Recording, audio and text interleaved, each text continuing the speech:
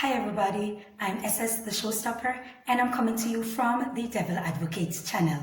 Now recently I made a video about a particular community in Jamaica that I deem a war zone, and I remember being attacked based on my suggestions, which included leaving these people alone based on the fact that there are so many outreach programs, there are so many NGOs, there are so many intervention that has taken place in that community, and it has not changed. Now, I never said that everybody is a criminal there, everybody is guilty of a crime there, but all I'm saying is that it is a war zone, and because we don't see grenade, we don't see C4, we don't see all these RPG, we don't see that in the community, we tell ourselves that, okay, it's just another volatile community like any, and that is not the case. Nobody listened where I mentioned that those who put them in that position, it's also their duty to take them out of it.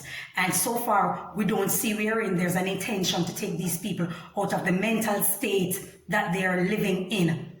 We don't see that. And so what are you going to do? I suggest that you leave them alone. Nobody also listened where I mentioned safeguarding your community, protecting your community, so it doesn't end up in the state where that particular community is in.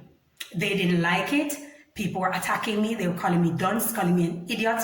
How does avoiding this community and protecting yours help to improve the community? Now let me ask you this. If you have a child, underage child, and that child has a behavioral problem, are you going to leave your child that has a behavioral problem and start helping other children out there with behavioral problem? Or are you going to seek additional assistance if it is out of your hand, which is protecting your child also? It's just an indirect protection of your child, wherein someone else has stepped in place, or you have asked for someone else to step in place to assist you in monitoring or in changing the behavior of the child so it becomes wholesome and positive and they recognize themselves as an individual. Are you going to abandon your child? No. Most parents who are cognizant of their environment and who they are as parents and as people and as family will not abandon their child. They will be there with them. They will secure them. They will protect them. And if they need additional assistance, they will ask for it. They will seek. They will go through the length of getting that advice and that assistance they need to improve that child. Same thing with the community. Now, if you have a community that you live in and you see your community starting to surge with crime, are you going to avoid your community and go and safeguard a particular community that is a war zone? No, you're going to protect your community. That's why we had neighborhood watch in most community. People don't know what neighborhood watch is. We had neighborhood watch in most community where we protect our people. If you see a strange person in the community just jaywalking or walking around and not doing anything, or they're walking with a knapsack on their bag, you don't know where they're going, you have never seen this person before, it's your duty to question them. It's your duty as a group to question these people. You understand me? That's how you safeguard your community. So I'm not sure why people were attacking me, but I guess people lack understanding, they lack communication, they lack they have a certain mental deficiency and intellectual deficiency, so they don't listen with comprehension to respond. What they do is that they use their body faculty of hearing, and when they use the body faculty of hearing, they just go off, based on what they heard. They don't go off based on what they understand, or they don't respond. They just react to something and they just inject their adjectives to suit the narrative of what they think I mean or I meant when I spoke on the other video. Now, throughout the course of this week, we have seen a drastic increase in crime. A whole lot of killings have taken place in quite a few communities across the island. Quite a few communities. There's a surge in crime that has taken place. Now, does this not reflect on what I said before about safeguarding your community? If you look closely, every single community is slowly becoming that particular community. Now, if you had taken my suggestion and then safeguarding your community, you would not have had a certain increase in murder so drastically, that is, because you can't protect everybody, you can't safeguard everybody, but you can do it in groups. Now, if you do it in groups, you will be much better able to protect your community. There are certain communities that people call ghetto that safeguard their community. A strange person cannot just come in the community and walk around and you don't know who these people are. You don't know what they're about. You don't know who they are coming to. You don't know their name. You don't know them from Eve. or Enoch or Adam. You don't know them. They are not permitted to walk through your community. So don't think that this is a rich people or this is an upscale type of suggestion. No, it's not. The very inner city communities, there are a lot of people that safeguard their community and protect it. They don't want any strange faces in the community, because a lot of people go in people's community and stir up and create mayhem, and then those that are living there get the blame for the surge in crime when they have nothing to do with it. There are people that have ill intentions. We have to admit that. There are people with ill intentions. So the crime that is taking place in a lot of these communities, especially over the weekend, reflects back on the suggestion that I made to safeguard your community. Now, if they were in the business of safeguarding and protecting their community wholeheartedly, a lot of these things would not have taken place. I'm so sorry, but I had to give my suggestions. And it may sound harsh.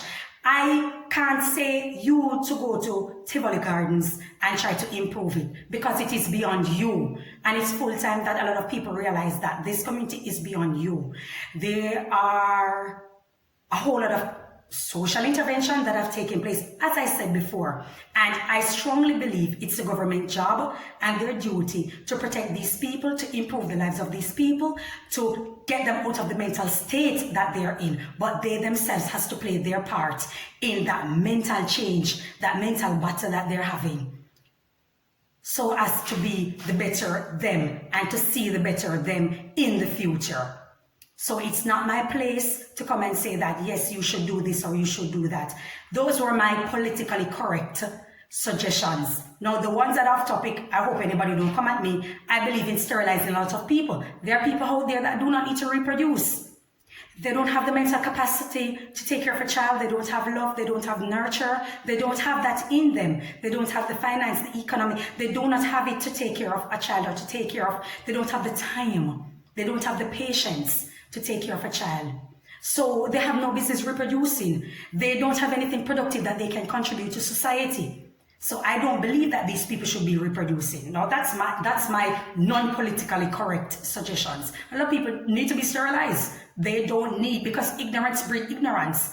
Now if I'm going off all the time, and at all time I'm functioning on a negative, I'm functioning on a 25, which means that I probably sunk into that much depression where I'm volatile, I'm violent, I'm always attacking people. I'm thinking of the next best move is to kill somebody because they step on my toe.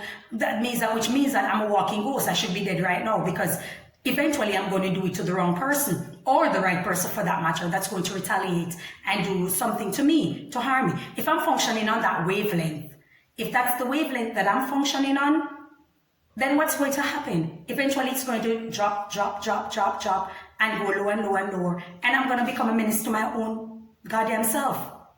So what I suggest is that a lot of people, when those people have children, what's going to happen when they have children? Ignorance breeds ignorance. You know, it's a possibility that you may see a doctor. It's a possibility that you may see an attorney. It's a possibility that you may see a physicist, a scientist. But what's the probability? What's the ratio? There's a 90% chance they'll become someone, a miscreant, a deviant in society, then they'll become a wholesome, productive citizen. So I think that sterilizing is one of the methods that can be used to curtail a lot of these things. We all know the suggestions, the other one of working with, because our biggest trading partner is the United States, we all know the suggestion of working with those people, working with the US to see how best we can clamp down on the gun trade, the drug trade, all of these kind of things that will cut down the crime. We all know that. I'm not in the position to suggest something that everybody else is well aware of that can work. We have to ask ourselves, is the government willing to go the extra mile to make certain that this trafficking of weaponry clamp down or reduce? That's a question we have to ask ourselves.